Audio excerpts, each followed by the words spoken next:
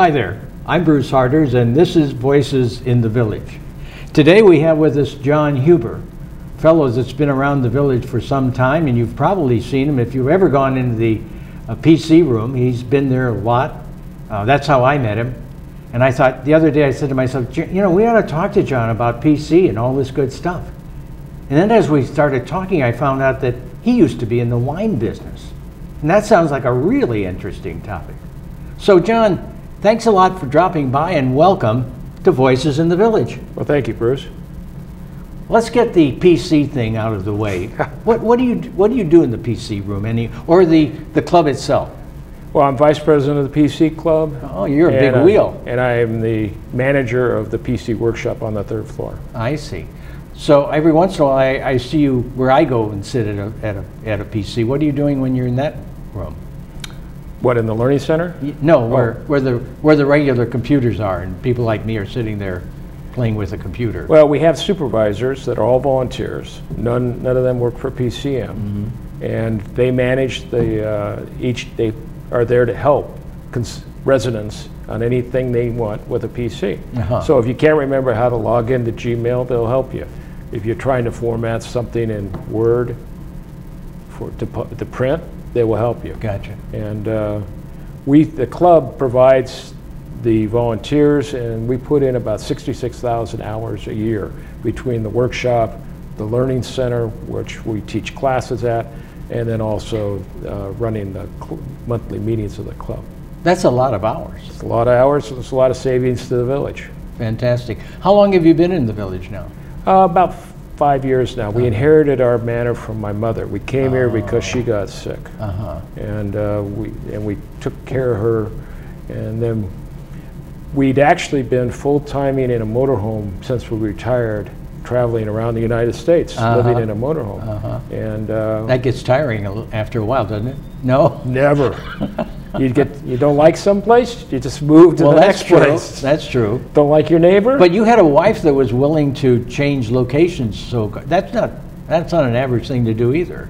Well, it can be very difficult, but you know, the one thing about RVers is most of them are in the same situation. They don't have real roots when they're traveling. So they're very open to new friendships, new camaraderie. A lot of advantages. I tell you want to meet somebody, you just open the hood of your RV, and 10 people will come by. Oh, what's wrong? Can I help you? Sounds like a lot of fun. Yeah.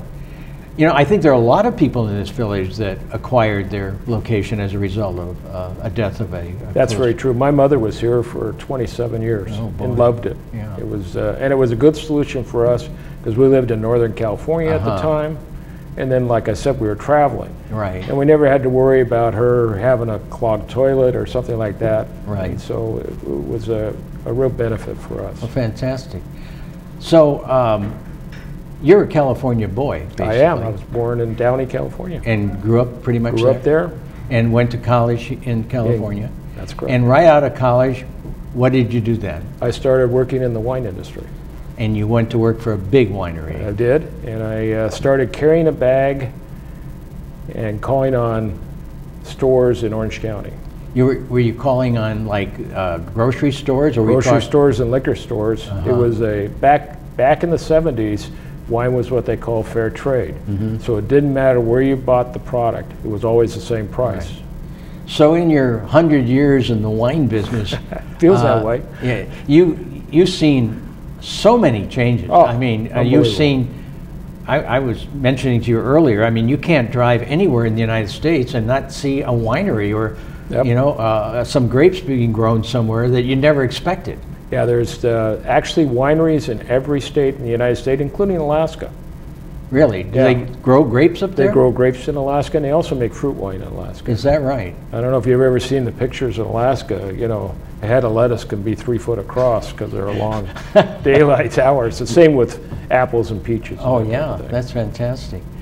Well, being with a large winery, I'm sure are there fewer or more wineries out there today than there were when you started out? There's more. There's definitely more. What, a lot of small ones? Well, what happens is a lot of people make a lot of money in Silicon Valley or in the entertainment industry, and they say, gee, I always wanted to make wine. They don't realize how hard it is. Right. But so there's a lot of new wealth that have bought wineries and started wineries. Now, do a lot of these wineries actually make money? No.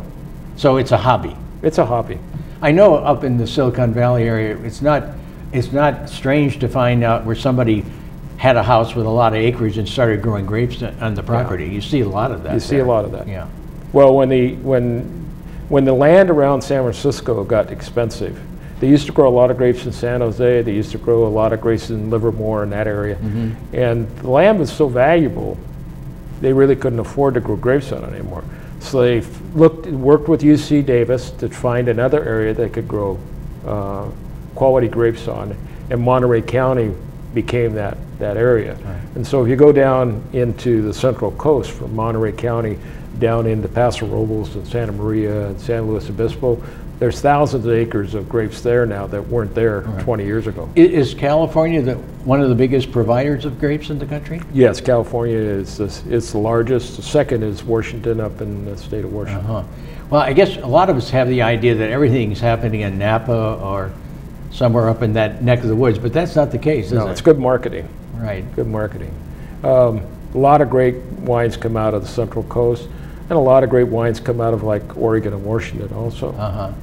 As you've looked at the wine industry developing, what have been some of the biggest surprises to you of things that have happened that you would have never expected 20 years ago, as an example? That's hard to narrow down, but one of the things is the diversity of labels. You see a lot of labels on the shelf today. You sure do. You go into Costco or Ralph's, and you'll see 200 different labels. What most of the consumers don't realize, those 200 labels are probably controlled by 5 companies. I see. For the most part. Well, you were mentioning that Costco is one of the largest, the largest seller of in the United States. In the whole United States. Right. And they only carry about 120 SKUs, which is the number of individual shelf-keeping units they have. Well, I know as I was growing up, wine, I always thought there was a lot of people feeling impressed with themselves and the wine they drank and talking to others that knew about wine and that kind of a thing. Is that's still going on? That's got worse. That's gotten worse? Yeah. Everybody wants to discover a new wine that is head and shoulders above another wine for about the same price and tell all their friends. Right. We used to call it a discovery or treasure hunt.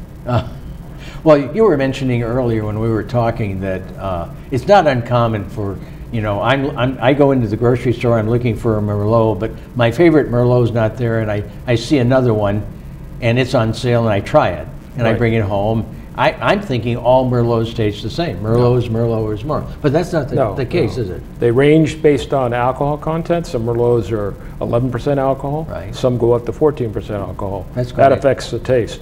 Some of them are oak aged, some of them are not. And it all depends and what they're blended with. 90% of Merlot is Merlot, but the other 10% can be Thompson Seedless, or it can be something that enhances the flavor like Petit Verdot or Cabernet Sauvignon. Right. One thing I've noticed as just a common ordinary consumer is the evolvement of a box of wine versus what used to be just bottles. What do you think of that? Well, there's like 2 levels of quality in box wines. You have the big 5-liter boxes that are not very good quality. They're a little on the sweeter side. If you're drinking those, you like a little sweeter flavor to your wines. Then there are the smaller ones that are basically 3 liters, and like Black Box and Vim Vault. Those particular brands put quality wine in the boxes.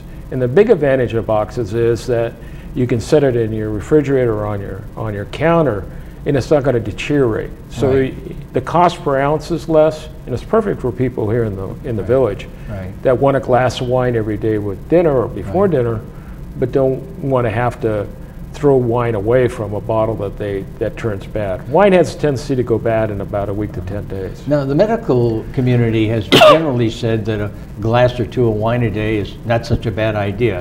Is that true? That's true. That's true. 60 Minutes did the French. They tried to figure out why the French people eat cream and drink wine, and yet they don't have cholesterol. And the main reason is the wine they found. You know. Well, it sounds like we all have a good reason to follow wine, pick some good wines, and drink enough of it every day to satisfy the medical community. You know, John, we've hardly touched the surface on wine. We're going to have you come back again, because there is so much to talk about in the wine industry, where it's been, where it is, and where it's going. But in the meantime, thanks for dropping by. And for you out there, thank you so much for coming by. I'm Bruce Harders, and this has been Voices in the Village. See you again soon. Bye-bye.